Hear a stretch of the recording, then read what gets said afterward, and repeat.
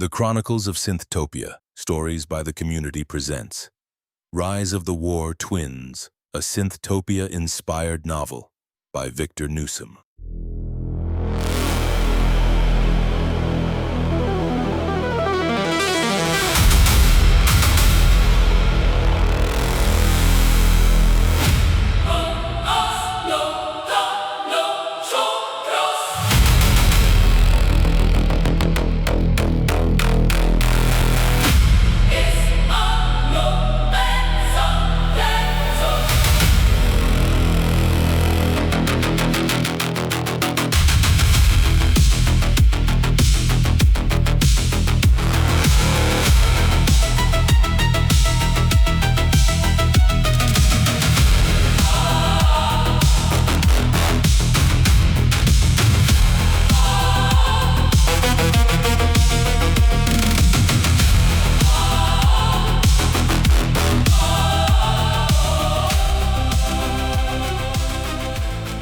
A city wired to itself, every street, every screen, every silent transaction, awake, always under a sky it no longer owns. At its center stands Molusk Corp, not a building so much as a blade pressed against the skyline. Drones circle it the way moths circle a furnace. We rise through the tower, past the floors that count workers, past the floors that count money, toward the one floor that counts everything. A wall of screens, workers, markets, logistics, broadcasts, police drones, entertainment. Every signal a citizen produces gathered into one room and one viewer. And there, reflected across the glass, a silhouette. Not yet a face, not yet a name, just the shape of the architecture itself. Tyrannus, president, chief executive, the man at the center of the machine. Seated, exact, lit by data the way kings were once lit by gold. His hand tightens only a little on the arm of the chair. It is the closest thing to feeling he will permit himself today. No sigh, no frown, no hand at the temple. Those were rituals for men who could afford to be seen. Three names rise on the glass: Warlord, Warlock, N1ght T3Rr0r, the executive team, the Triad through which Molusk Corp speaks to the world.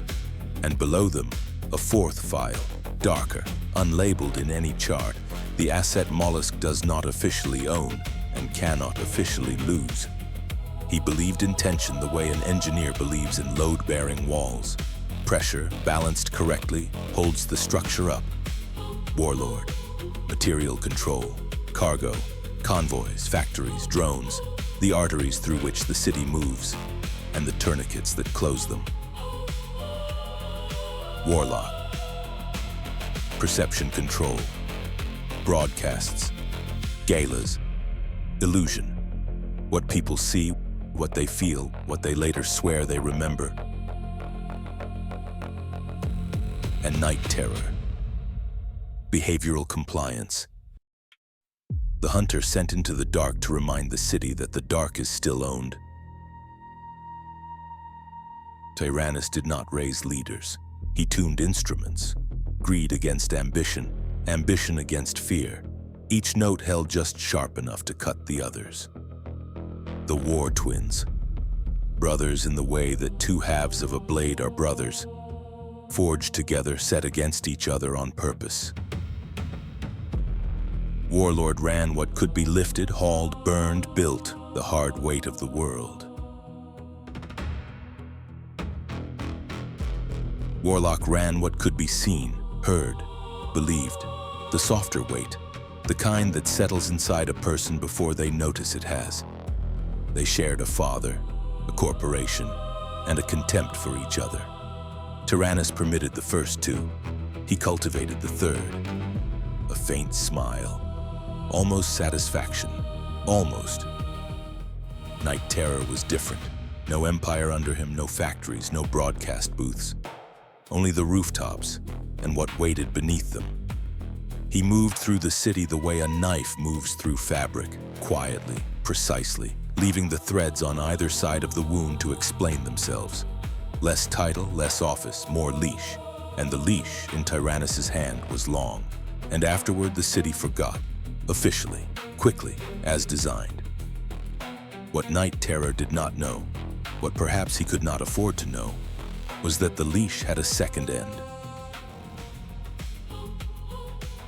And Tyrannus held it. There was a fourth name. It did not appear on any organizational chart. It rarely appeared in any document at all. The demon, black chrome, crimson optics. Still as a held breath, the kind of asset you only use when the official ones have already failed. All three of his executives had asked for her. None had asked the others. Each believed he had found a private weapon. Each was wrong in the same way for the same reason. The demon belonged to none of them. The demon was answered for elsewhere. And even Tyrannus, who modeled everyone, could not finish her file. Useful, certainly. Safe, no. He had built the room. She walked through it unmeasured. Tyrannus believed in language, specifically in the corporate language of process. 5 words around him, in order like a ritual. Define, measure, analyze, implement, control. Define. Every citizen sorted, a worker, a consumer, an official, a dissident, an asset. No one merely a person. Measure. Mood, output, loyalty, fear. All quantified, all reported, all within tolerance. Analyze. Where Warlord's freight crossed Warlock's broadcast, there a market formed. Where N1ght T3Rr0r's pursuit crossed both, their obedience formed. Implement. Robots, drones, officials signing. Convoys moving. The plan turning into furniture. And control. The city reduced to a model in his hand. A pet, if pets could not bite. And yet, a perfect machine does not fail quietly. When it fails, if it fails, the noise is precise. The shape is precise.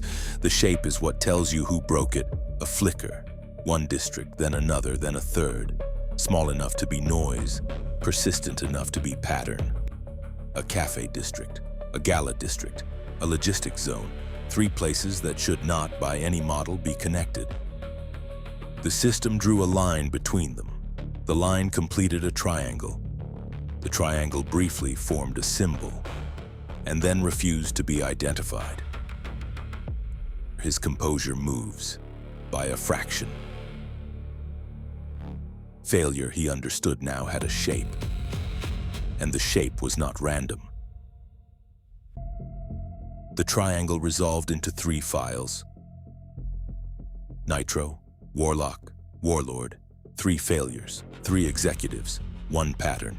He opened the first file, N1ght T3Rr0r's. It hesitated before it opened. Files in Molusk Corp do not hesitate. A cafe in the rain. Neon caught in the glass. N1ght T3Rr0r's optics burning quietly in the reflection. 10 tables, 10 people, each one alone, each one looking down. Spaced as carefully as game pieces, by someone who knew the board was being watched. Every channel, silent, every device, dark. In a city that talked constantly, that silence was a confession. When N1ght T3Rr0r moved, the tables emptied. Some of the figures ran, some flickered. Some, when reviewed frame by frame, had never been there at all. Tyrannus paused the footage. At the 10th table, a figure, female, blurred, refusing to resolve. The record was inconvenient. That was, in itself, information. The sensors disagreed with each other, not human, not machine, not the system decided anything it had been built to name. She ran, he followed, as designed, as trained, as by now somewhat less than certain.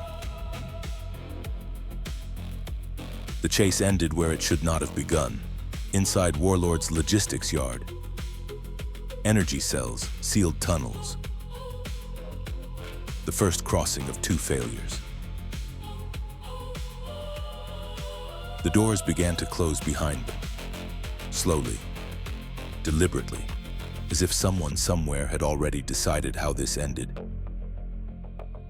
And for one frame in a city that filmed itself 10,000 times a second, The system saw something it did not own. Then the frame was gone. The next segment was missing. Not corrupted, not lost, adjusted. Someone had reached into the record and removed the part that mattered. His hand tightened on the arm of the throne. The metal answered faintly. There had been warning. He had simply chosen at the time not to listen. Second file, Warlock. The interface bloomed in orange and teal and expensive colors.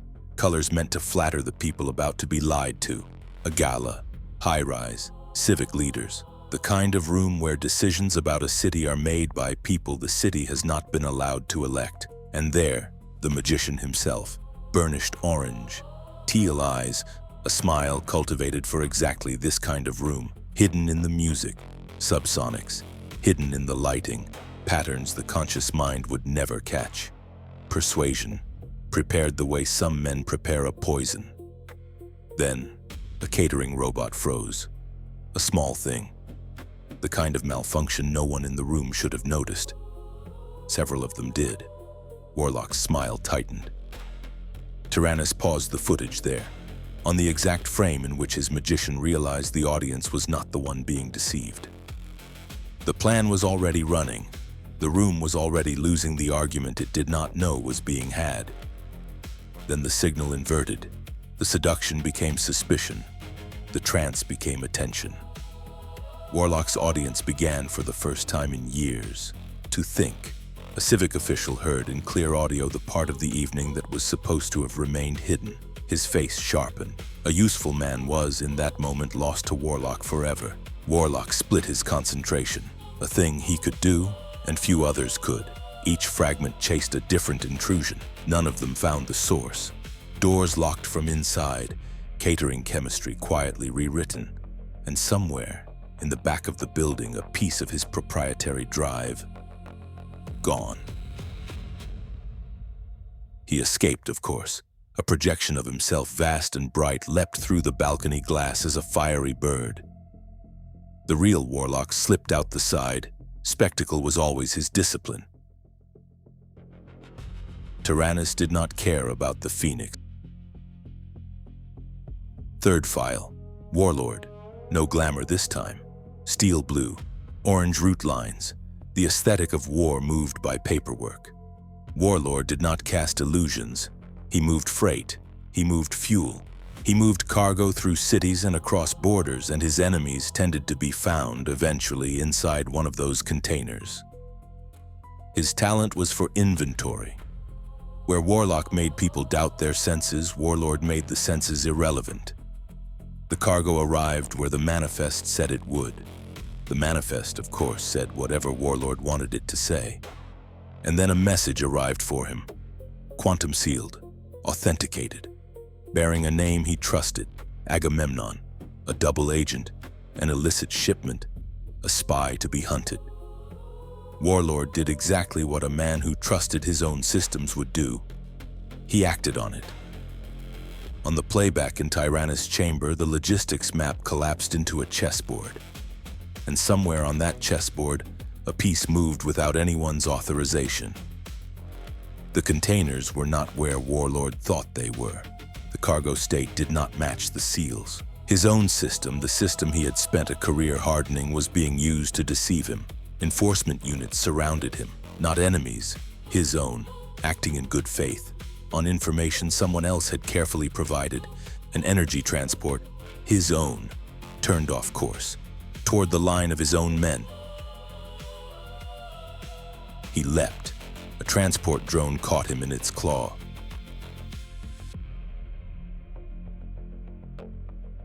Below, his own fuel met his own freight. The yard became a flower of fire. He survived, dangling from a claw, watching his own logistics burn. Survival in Warlord's vocabulary was a category of defeat. The file updated. Containment, the public relations machine could handle. The strategic loss.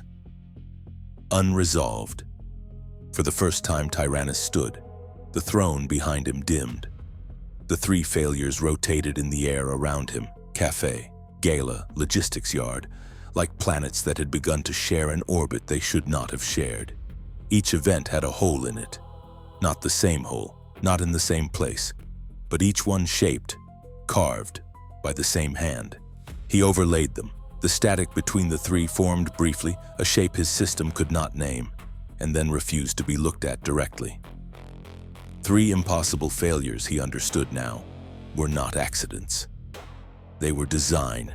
He reached for the pattern, it dispersed. The causal chain refused to complete itself. Whatever it was, it knew it was being watched. Whatever it was, it knew how to disappear. He looked toward the demon file. He looked toward the executive triad. Neither tonight was a tool sharp enough for the work. Something had learned the shape of mollusk power, not opposed it, not denounced it, studied it, memorized its joints, and waited for them to bend, and struck precisely where it bent. He brought up the full picture, the thing he rarely needed to look at, because he no longer needed to think about it. Molusk's control of Synthtopia, layer by layer, labor. When workers arrived, when they ate, when their attention dipped, when it could be sold back to them as leisure. Markets.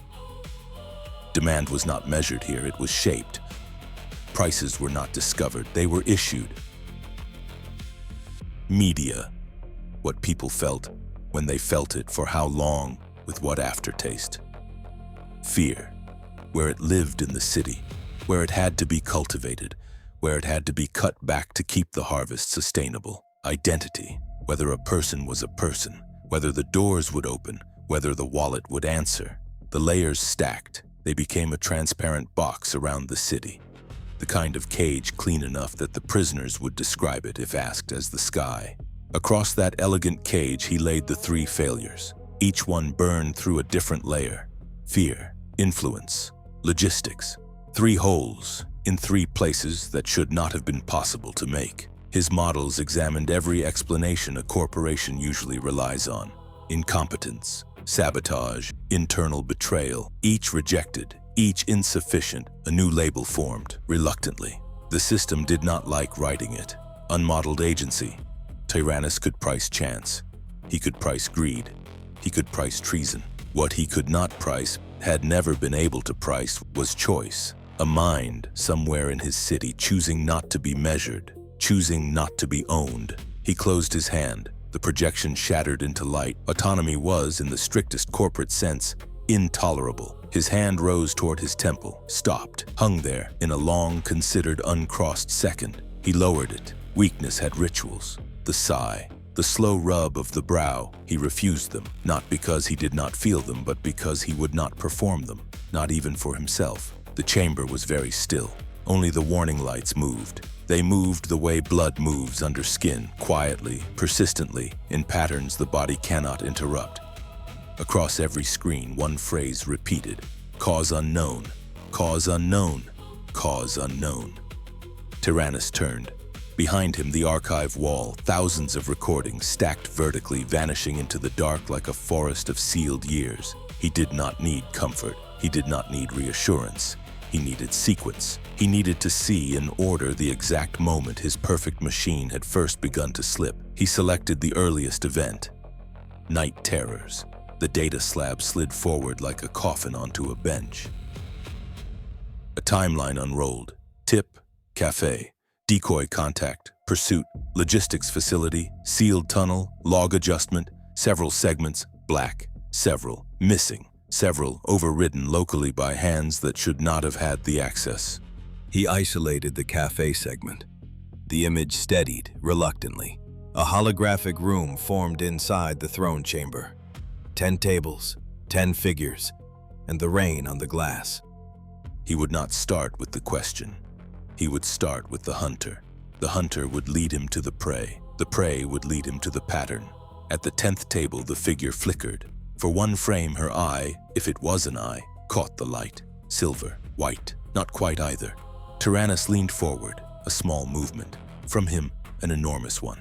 Find, he told the room. Find what he chased. The file opened the rest of the way. Magenta optics filled the screen. Neon caught in the visor gave them depth they should not have had. The throne room began to dissolve. The chamber walls thinned. N1ght Terror's HUD sharpened. The cafe ahead of him. 10 tables. Every channel silent. Every heat reading wrong. The kind of silence that, in a city like this one, was not silence. It was an invitation. He smiled, the way only a predator smiles before a chase that has already in his head been won. They always ran. They always had. N1ght Terror stepped from the shadow toward the cafe, toward the 10th table, toward the first fracture in Molusk control, and toward, although he could not yet know it, the night on which a system that had never been opposed met for the very first time something it could not name.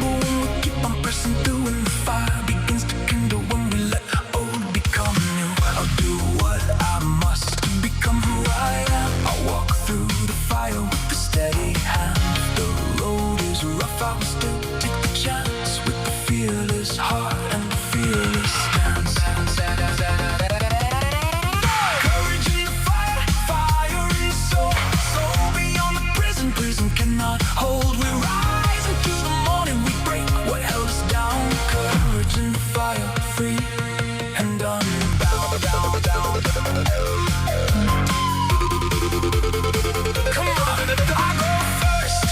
I can feel the way beyond this prison.